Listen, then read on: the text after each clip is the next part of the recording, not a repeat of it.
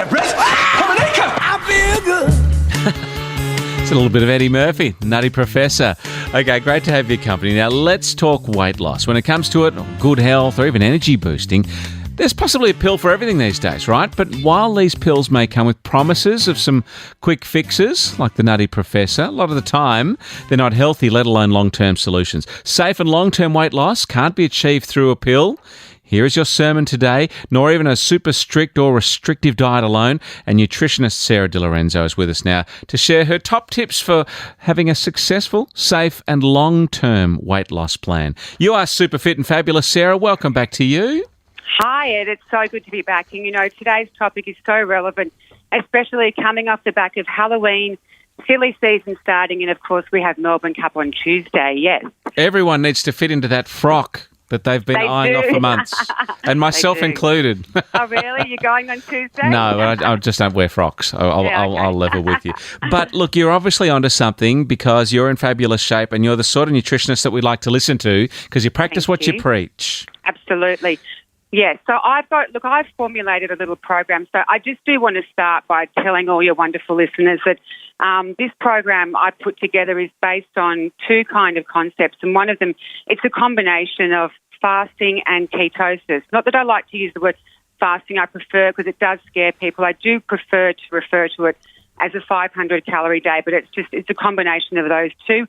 And I find that clinically, it will take off between 1 kilo to 1.5 kilos a week of all of my patients with compliance. I bet weight loss is one of the most popular requests too in your clinic. Well, it is. I mean, and there's so many, but you see, it is, and it's really important. But as weight loss, I look at weight loss very differently to what people do generally. A lot of people just see, I see it from a very big health perspective. As a nutritionist, I look at adipose tissue really as an active endocrine organ that is involved in the production of pro-inflammatory cytokines, and that contributes to that low-level systemic inflammation that is seen in metabolic syndrome, like associated chronic pathologies such as cardiovascular disease and all those kind of things. And so for me, weight loss is really important because weight loss is seen by me and other healthcare professionals really as an inflammatory disease that links to other diseases like arthritis, high blood pressure, Crohn's, Alzheimer's, depression, type 2 diabetes. I can go on, cancer, heart disease. But yeah, it is. So I like people to understand that it's actually seen as a disease state. And so it's important for those reasons, other than the aesthetics. Yeah. Well, look, there's some of the aesthetic fat that we can see that's hanging in clumps where we don't want it to be, but there's also a lot of intramuscular fat as well around our vital internal organs too. Does either of those come off more quickly than the other? Well, yeah, no, there's two types of fat. You've got visceral, which is the fat between the organs, and that is the dangerous fat. That fat is the killer fat. That is what actually leads to all heart disease, and that's fat that people might think that fat is subcutaneous generally, but it's that fat that puts pressure on our organs and on our arteries that creates cardiovascular disease, and that's one of the massive things in our healthcare system today. And you know what, Ed?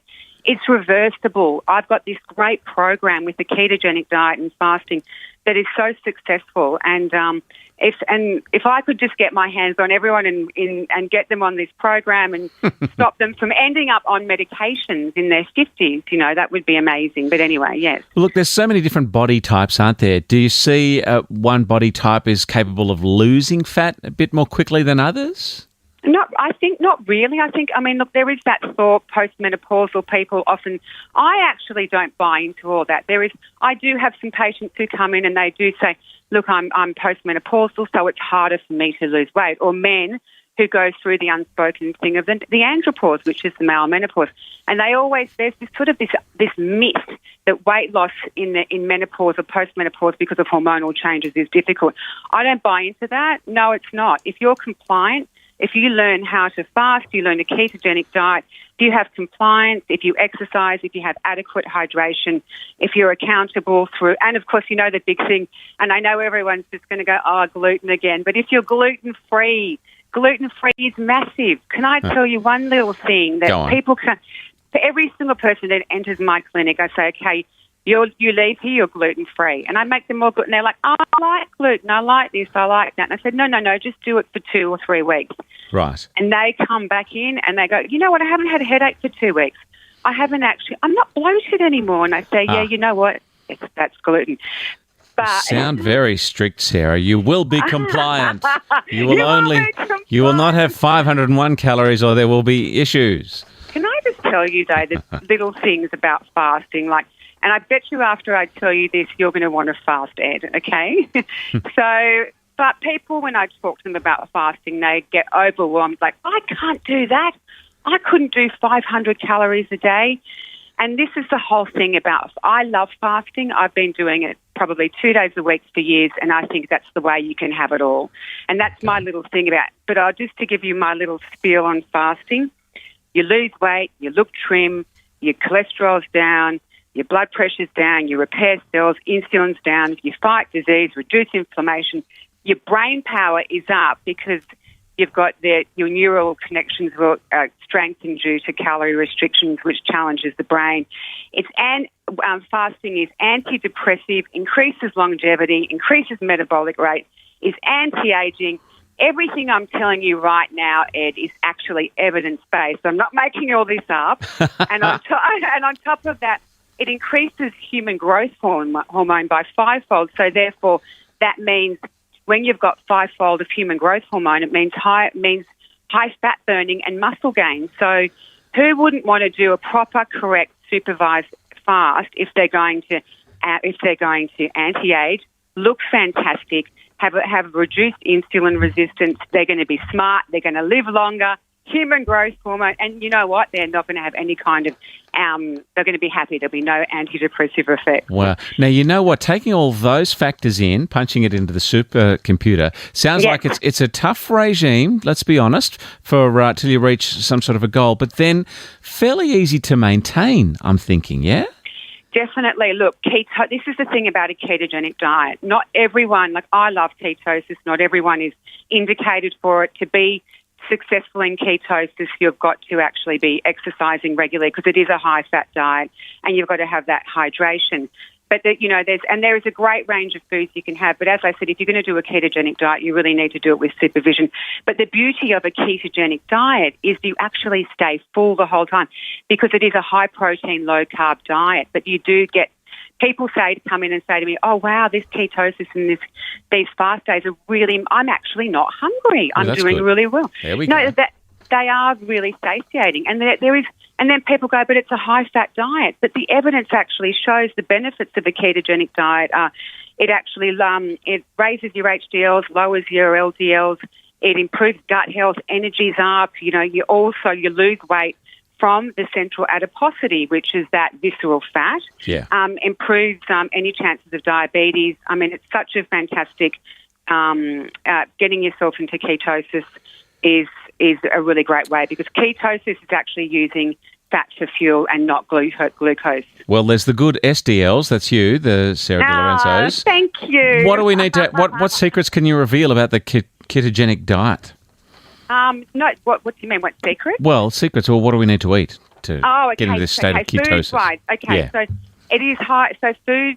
Basically, you've got a range of foods to choose from, but I will tell you one amazing tip. So basically, just to go through it, it's seafood, low-carb vegetables. It's berries are the only fruit that I allow on that. Cheese, avocados, meat, poultry, eggs, Greek yogurt, olive oil, even butter and cream, unsweetened coffee and tea, dark chocolate. But it's just avocados. But the one thing for all of your wonderful listeners to understand if they are going to take on this diet is to use coconut oil. Coconut oil, I put it in my salads, I cook with it, I put a bit of it in my coffee. And coconut oil is the best for ketosis because it actually increases your ketone levels because it's a medium-chain triglyceride. So being a medium-chain triglyceride, it goes straight to the liver and is converted straight into ketones, which increases, of course, metabolic rate, promotes the loss of weight and, of course, loss of belly fat. So coconut oil is the best oil. That's my secret to share on the success of a ketogenic diet. What about our stunningly fit, pre-elite level listeners who need to exercise a little bit or have some fun stuff they do a few times a week? How do you manage that on such low calories per day? I don't know. I think the best way to, in my own opinion, I think the best time to exercise is within the first 20 minutes of waking up. Yeah. I find that that's when you actually use your fat for fuel. So I encourage exercise first thing in the morning. It's also when people seem to be most people are generally alert and do prefer that exercise in the morning.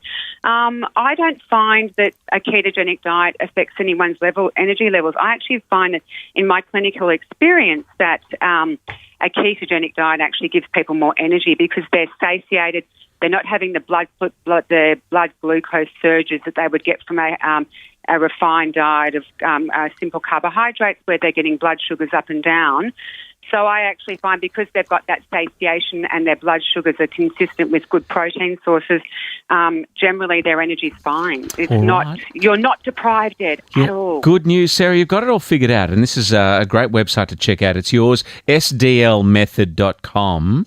How to lose weight safely, and that's the key word there too, and then keep it off for good. That's my favourite phrase. Keep doing that. My favourite phrase is you can have it all. I quite like that one too. All I right. like that. Wonderful update. sdlmethod.com is the website. Sarah, thanks. Hey, let's chat next week, okay? Yeah, excellent. Thanks so much for having me. Have a beautiful week.